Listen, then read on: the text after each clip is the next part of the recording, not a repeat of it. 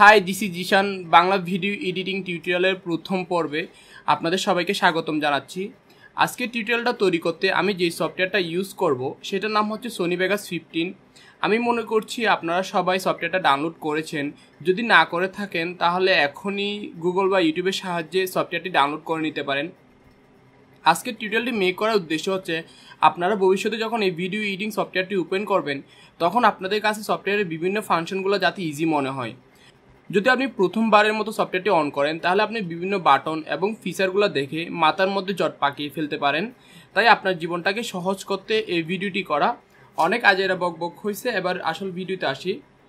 সফটওয়্যারটি ডাউনলোড এবং ইনস্টল করার পরে আপনি আপনার ডেস্কটপে এই ধরনের একটা আইকন দেখতে পাবেন, অথবা আপনি উইন্ডোজের স্টার্ট বাটনে ক্লিক করার পরে এখানেও আইকনটা পেতে পারেন। উইন্ডোজ 10 হলে আপনি এখানে পাবেন, অথবা 7 হলেও আপনি এখানে পেতে পারেন, নাও পেতে পারেন। আমি যেহেতু 10 ইউজ করতেছি সো আমি 10 দিয়ে দেখাচ্ছি, অথবা আপনি এখান থেকেও টাইপ করে দেখে নিতে পারেন আপনার সোনি ভেগাস 15 সফটওয়্যারটা ইনস্টল করা আছে কিনা।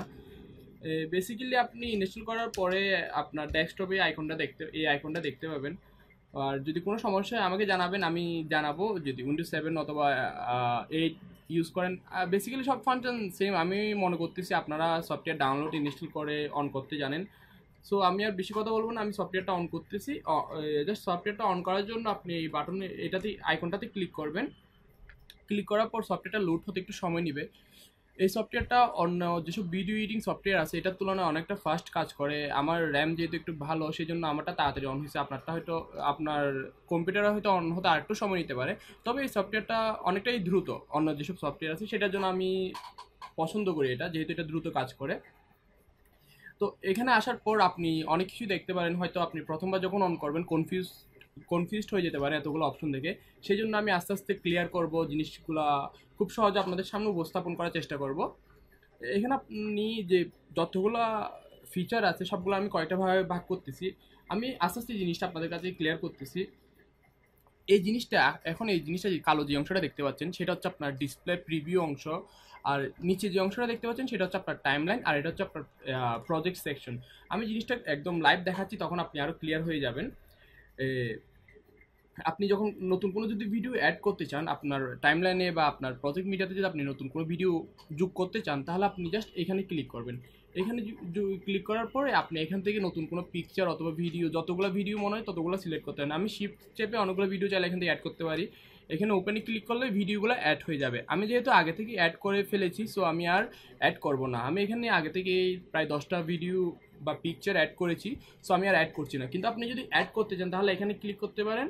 আর আরেকভাবে আপনি অ্যাড করতে পারেন, সেটা হচ্ছে আপনার ফাইলে গিয়ে এখানে ইম্পোর্ট থেকে ক্লিক করে মিডিয়াতে ক্লিক করার পরে আপনি অ্যাড করতে পারেন।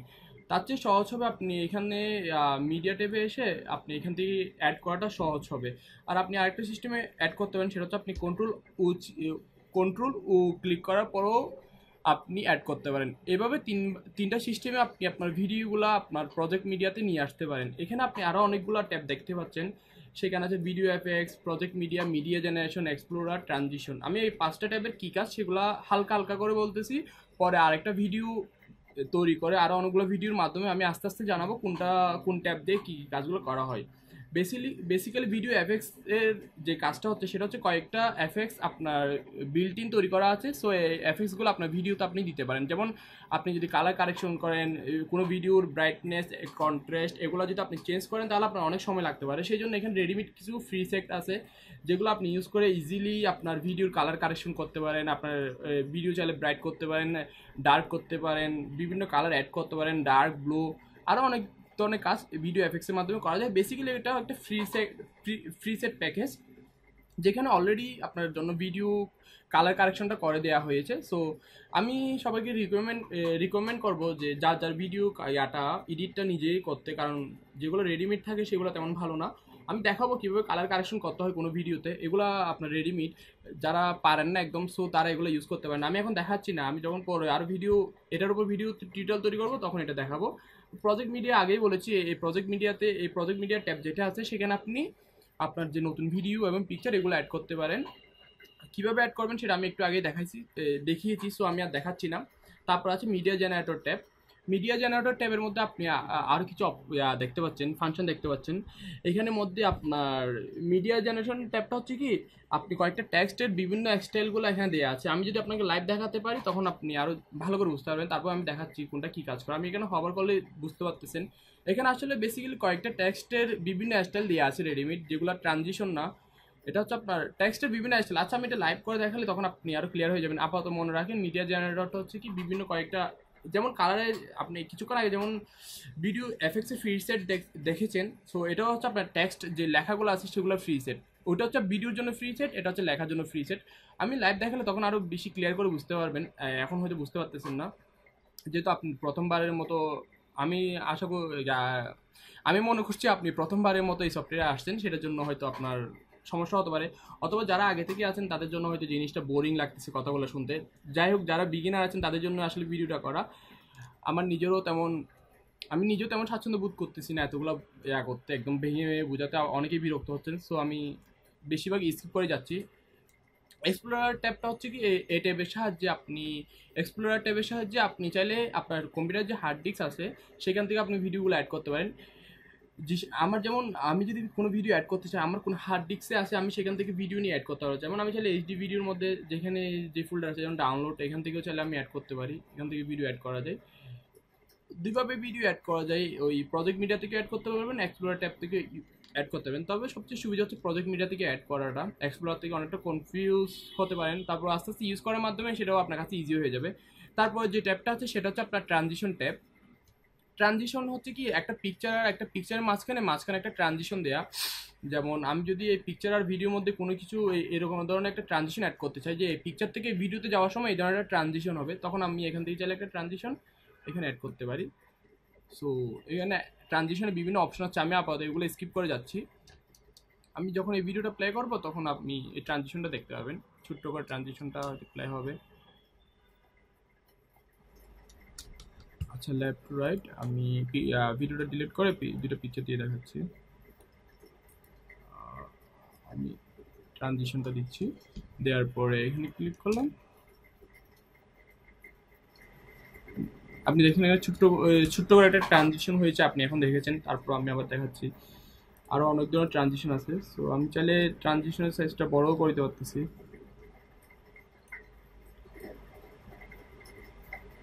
আচ্ছা, যাই হোক, যখন ট্রানজিশনের টিউটোরিয়াল আসবো তখন আর ভালো করে দেখাবো। এখন হয়তো অতটা স্পষ্ট করে আপনি দেখতে পাচ্ছেন না। তারপর ছোট্ট করে একটা ট্রানজিশন হচ্ছে এখানে। আরও আরও অনেক ধরনের ট্রানজিশন আছে, আপনি চাইলে এখান থেকে এটা অ্যাড করতে পারেন। আপাতত এটা স্কিপ করে যাচ্ছি। 3D আপনি,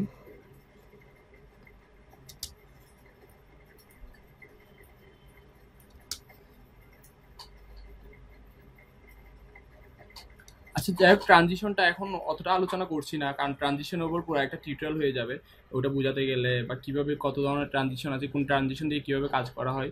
সো আপাতত এটা স্কিপ করে যাচ্ছি। আপাতত এই কয়েকটা জিনিসের উপর আমি ফোকাস করতেছি। সো আমি এখন এই সেকশনটাতে আসবো, নিচের সেকশনটা যেটার নাম হচ্ছে টাইমলাইন।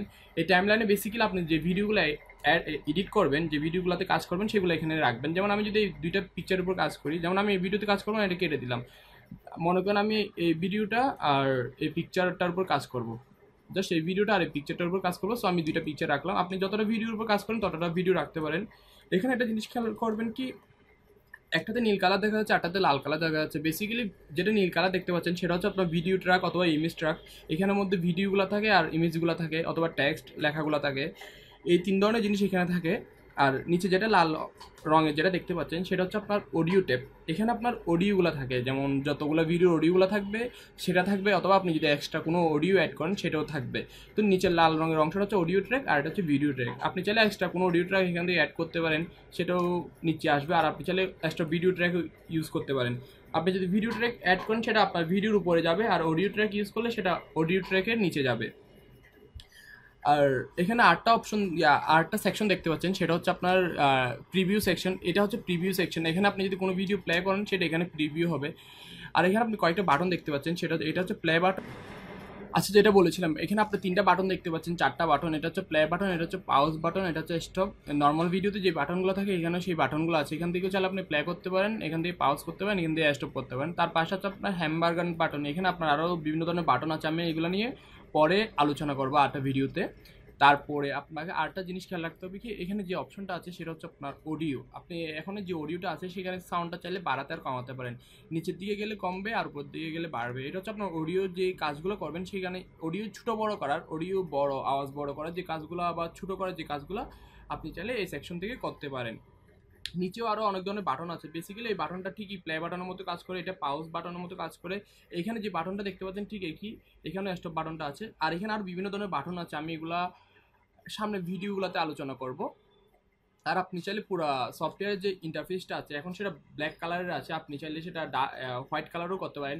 বেসিক্যালি সোনি ভেগাস 13 যেটা আছে সেখানে কিন্তু হোয়াইট কালার, এটা কিন্তু ডার্ক কালারের। হয়তো এটা নতুন আপডেটের ফলে ডার্ক ফিচারটা যুক্ত করা হয়েছে। আপনারা যদি আগে হোয়াইট কালারটা আনতে চান অথবা হোয়াইট কালারটা দিয়ে ইন্টারফেসটা করতে চান, তাহলে আপনি অপশনে ক্লিক করার পরে প্রিফারেন্সে যাবেন, এখান থেকে ক্লিক করে আপনি ডিসপ্লেতে যাবেন, ডিসপ্লেতে যাওয়ার পর হোয়াইটটা সিলেক্ট করে দেবেন, অ্যাপ্লাই ক্লিক করবেন। তারপরে এখান থেকে আপনাকে সফটওয়্যারটা রিস্টার্ট করে নিতে হবে, কারণ সোনি ভেগাসে কোনো কাজ করার পরে কোনো সেটিং চেঞ্জ করার ফলে আপনার জিনিসটা রিস্টার্ট করতে হয়। এখন দেখবেন পুরো জিনিসটা সাদা হয়ে গেছে, আপনি চাইলে আবার আগেরটাতে ফিরে আসতে পারেন। সেটার জন্য ঠিক আপনি প্রিফারেন্সে ক্লিক করবেন, প্রিফারেন্সে ক্লিক করার পরে ডার্কে ক্লিক করবেন, তারপরে অ্যাপ্লাই দিবেন। আবার কিন্তু রিস্টার্ট করতে হবে, কোনো সেটিং করার পরে আপনাকে, কোনো সেটিং চেঞ্জ করার পরে আপনাকে রিস্টার্ট করতে হবে। আমি আবার কেটে দিচ্ছি, আবার অন করতেছি।